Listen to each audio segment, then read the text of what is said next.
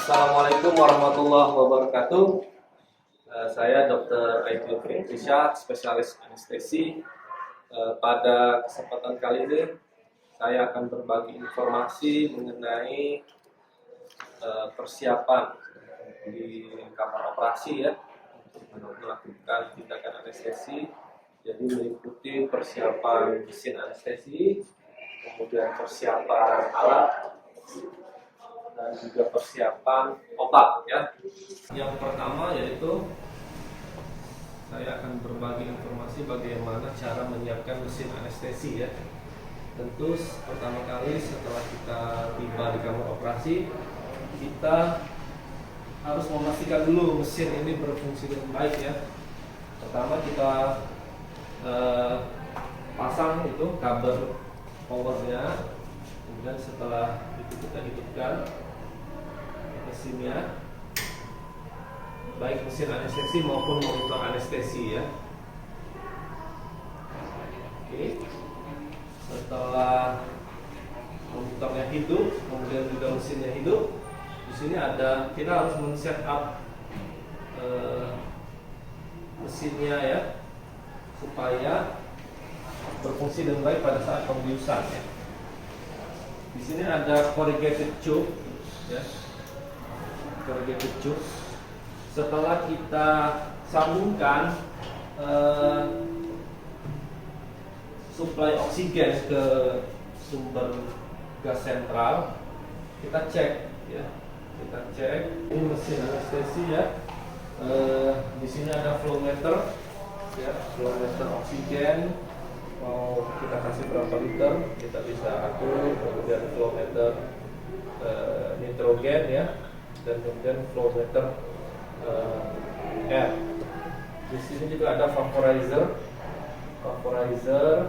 untuk delivery gas anestesi ya. Kalau di sini gas anestesinya yaitu sevofluren ya.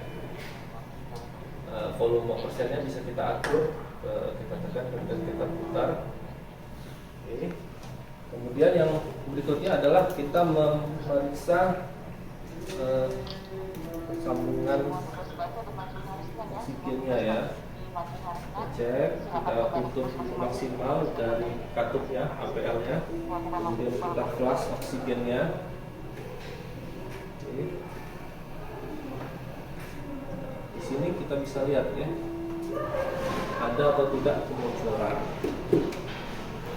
Di sini mesin sudah berfungsi dengan baik, tidak ada bocor, artinya mesin anestesi ini siap untuk kita gunakan ya. Persiapan selanjutnya adalah kita juga harus menyiapkan monitor anestesi ya, bedside monitor, pasien monitor. Ini adalah bedside monitor anestesi.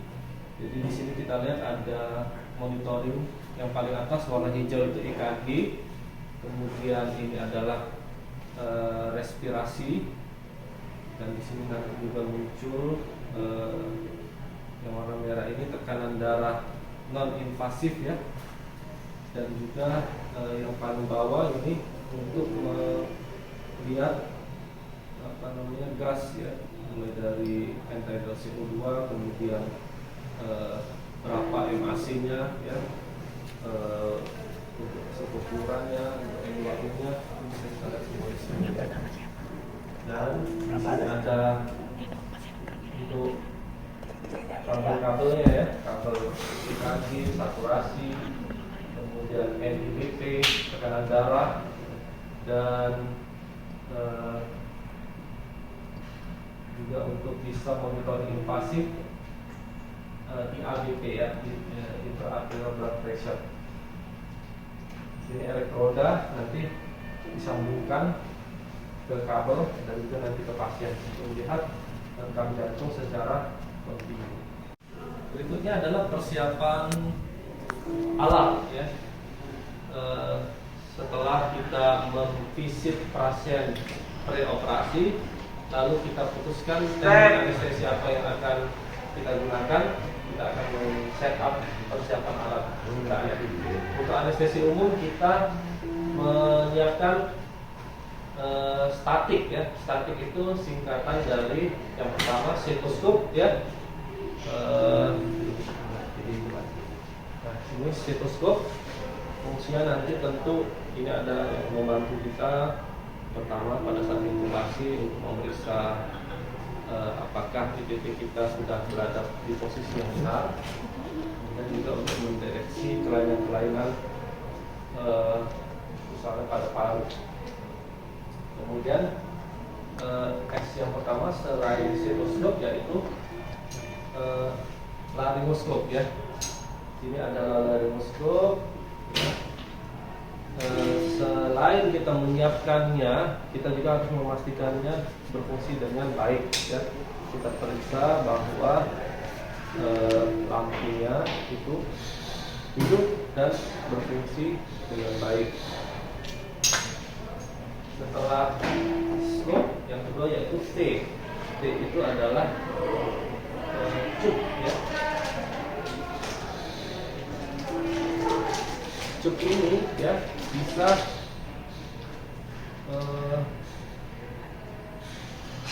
endotracheal tube ya. Ini adalah ITT nomor 7,5 ya. Sebenarnya banyak ukuran ya untuk ITT. Kali ini kita menggunakan ya ITT nomor 7,5, dan juga kita siapkan 3 nomor, satu nomor di bawahnya nomor 7 dan juga satu nomor di atasnya nomor 8 untuk mengantisipasi kalau terjadi kesulitan dalam ventilasi. Kemudian A itu adalah airway ya. Airway oropharyngeal airway ya, atau OPA, atau nama ininya Budel ya, Budel airway. Jadi ini ada ukurannya juga. Ini ukuran 90 mm atau 9 cm, warnanya kuning ya.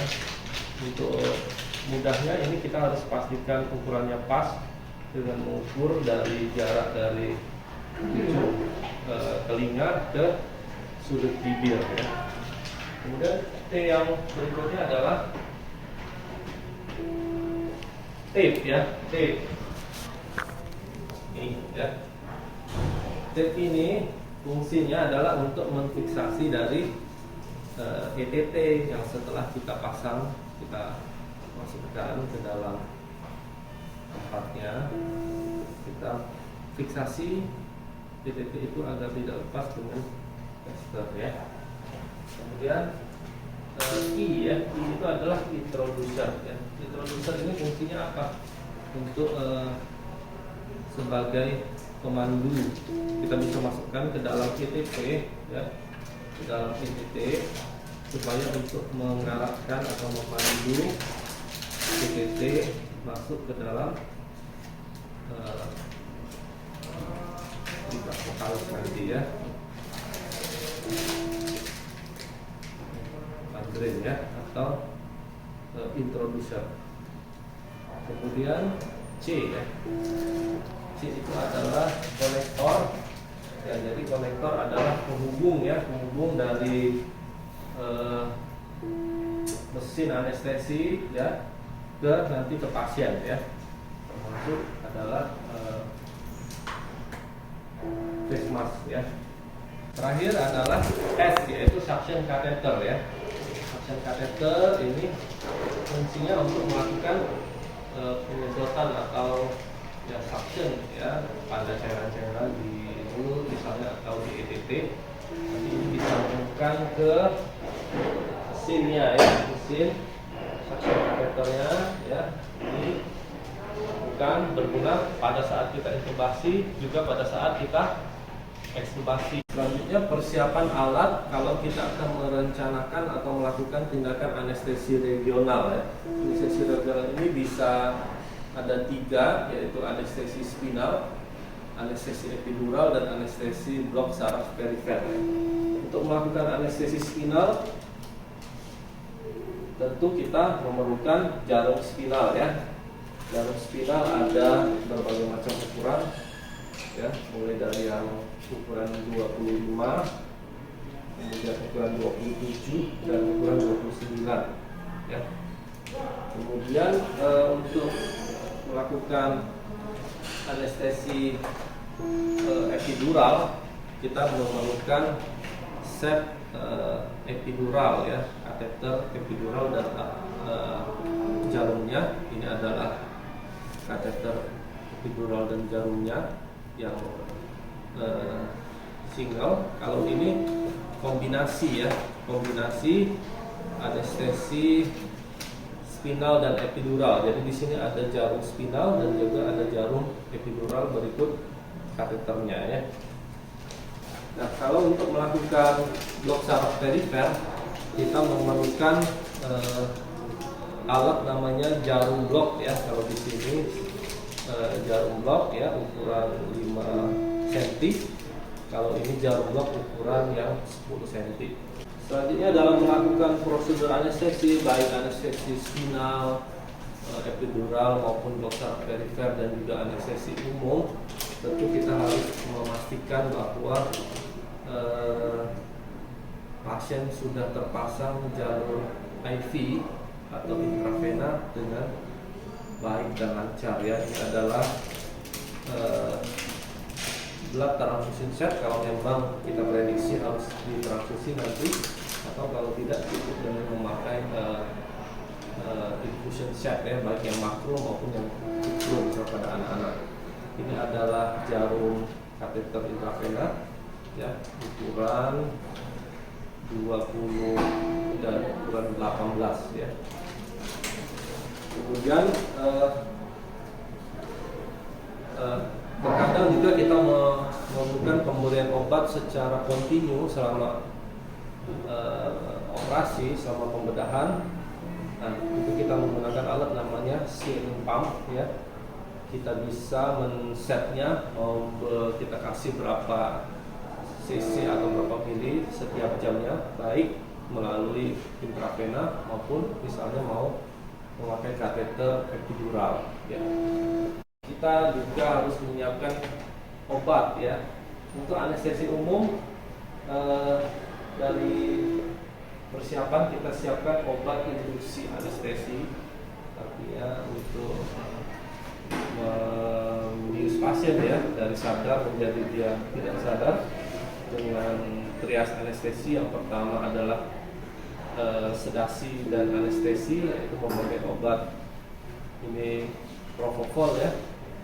Kemudian yang kedua adalah midazolam juga untuk sedasi, dan berikutnya adalah obat analgesia yaitu opioid. Kita di sini menyiapkan fentanyl, dan selanjutnya adalah relaksasi. Kita menyiapkan obat muscle relaksan.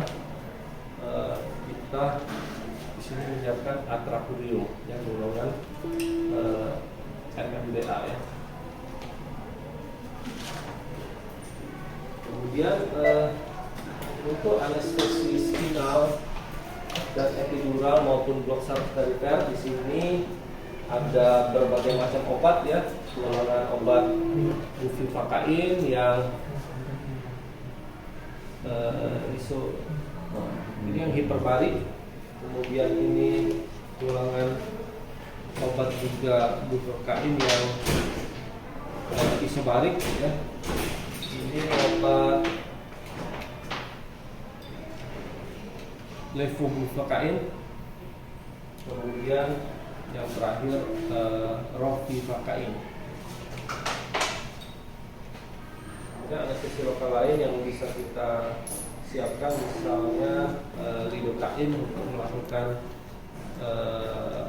infiltrasi, kemudian juga untuk pada saat nanti melakukan tes dos pada saat mau mengkonfirmasi dari kateter epidural kita.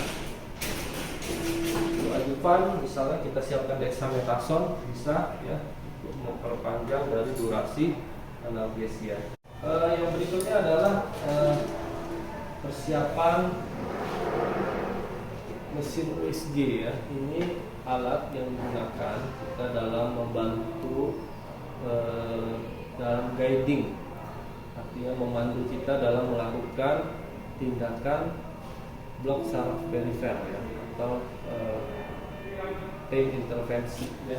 Di sini kita lihat ada mesin USG dengan berbagai macam tombolnya ya. Kemudian kita harus men-setup probe-nya. Ini adalah probe linear dan kemudian ini adalah probe dari curve ya. Untuk target-target saraf yang superficial kita menggunakan probe yang linear ya. Setelah kita hidupkan mesinnya, kita pastikan bahwa USG sudah berjalan dengan baik dan siap kita akan gunakan.